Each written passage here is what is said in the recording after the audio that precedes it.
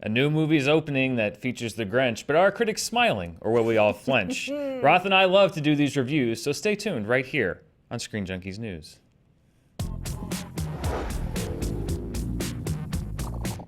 I'm Dan Murrell. That's all the rhymes I got. I'm Roth Cornet, and I liked it, Dan. That was my favorite of all. Thank you. Thank you very much.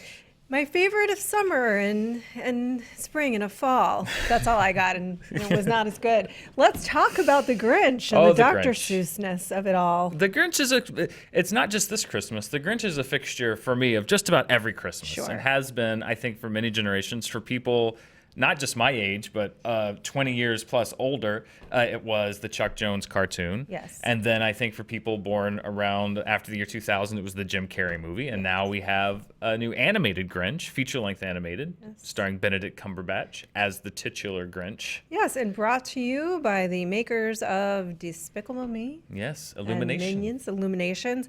Let's get into it. So, as you just mentioned, I think that a lot of people are now attached to the Jim Carrey Grinch, which to some degree sort of gave him a backstory and gave him a slightly larger character to fill out this relatively short story. It's literally this thick, this story. And the previous iteration was 15 minutes long, maybe? 15, 20 minutes, yeah. Very short. About all it needed to be, really, to tell that story. And when you take out the Dr. Seuss-ness of it, it inherently loses some of the whimsy, in my opinion. Yeah. And then it becomes about, in this particular case, in this animated version, wanting to find ways to stretch this story so that it is, in fact, a short but still feature-length film. Yeah. I mean, it's about a Grinch who steals Christmas. That's what it's about. His heart grows 3 sizes, and it's a Christmas Carol. It's a classic Christmas tale. Stretched. I agree with you. Stretched out to feature length. Like you said, the Ron Howard version did it by doing flashbacks, showing the Grinch as a kid. There's a little bit in this movie, but not so much. This one was more like, let's find some wacky animal characters and what are some crazy hijinks and things that he can get up to before you get to the stealing Christmas part. Which the wacky animals, characters, and hijinks are smart for a kid for a film that is largely aimed at, I would say, 6 and under. This is meant to please very little ones. We had some in our theater, in our screening. They seem to be delighted here and there, so that's good.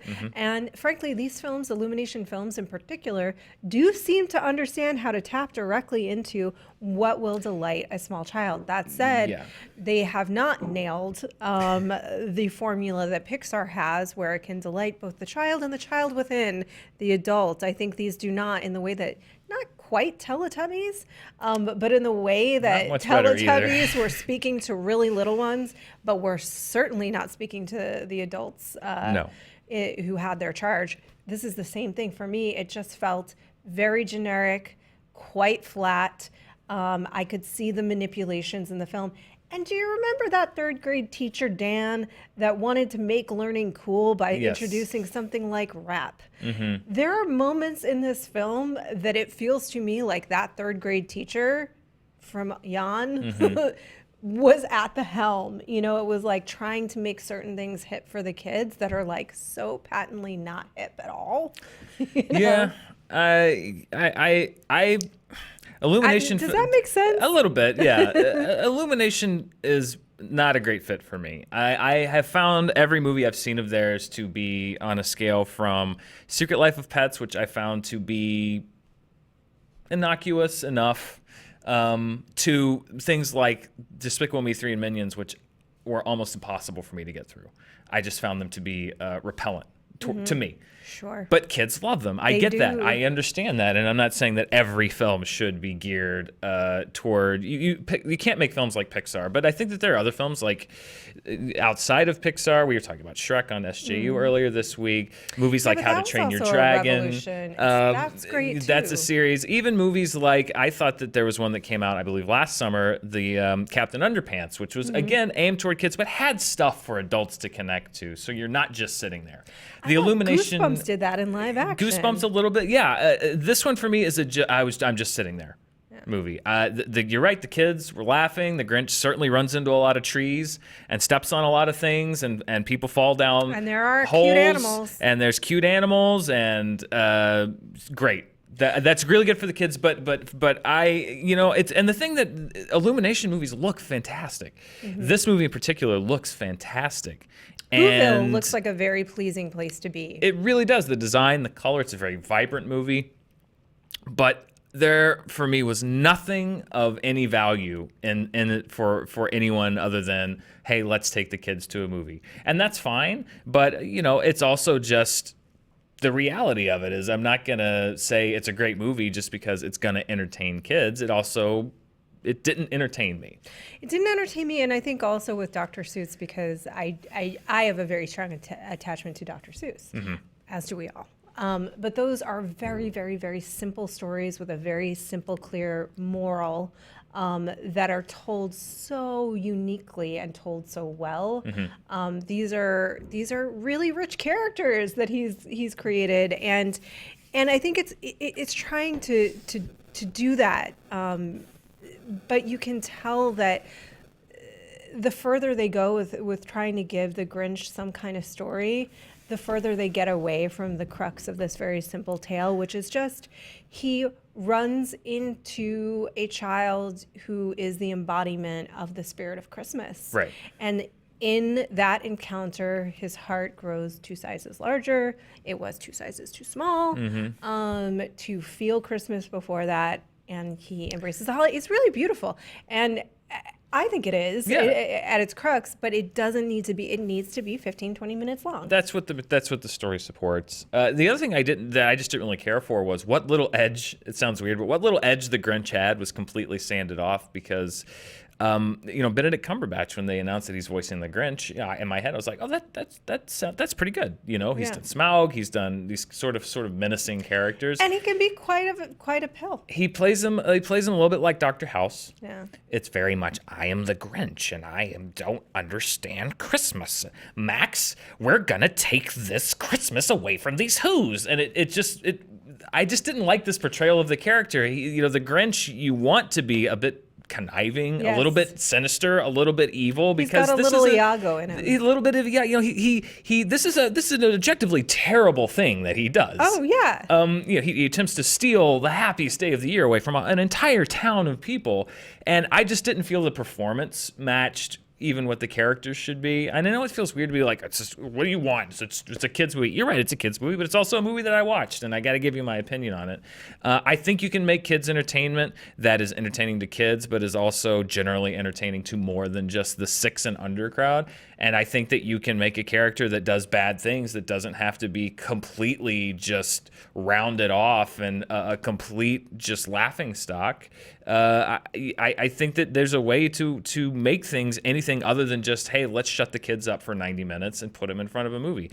That's what this feels like to me. That's what a lot of Illumination films have felt like to me. Oh, me They too. make these movies like, can we just quiet the kids down, please, for 90 minutes and just put something on for them to watch? And it's these movies. Sure. For a lot of, or Cars even though has more to it than this. Yeah, for me, it does. That's fine for one level of kids entertainment, and I get it. That's enough for particularly the kids. If you have kids, your kids are probably going to really like this movie. That's the truth. I think if you have very, very young kids, they'll probably 8 to like 6 this movie. and under. Yeah, they're probably going to like it. Yeah. Again, this for me it feels completely generic. It falls completely flat. I don't recommend it to anyone that has a child over 6.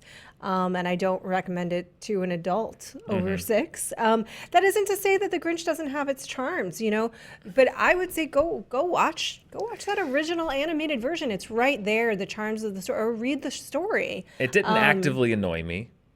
It didn't actively annoy me. It didn't. Oh yeah, that's true.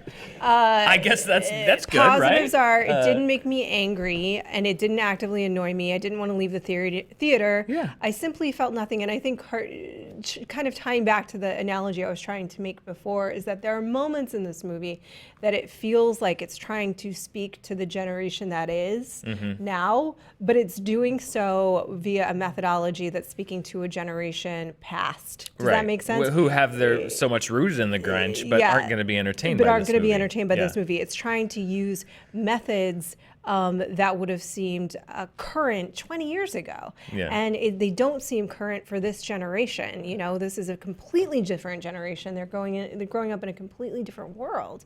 I think there's beauty in the film. There's the visual depiction of Whoville was glorious to me. I would love to go there. Yeah. It's not a real place, sadly. But there's cute animals, and if you like those, that's delightful.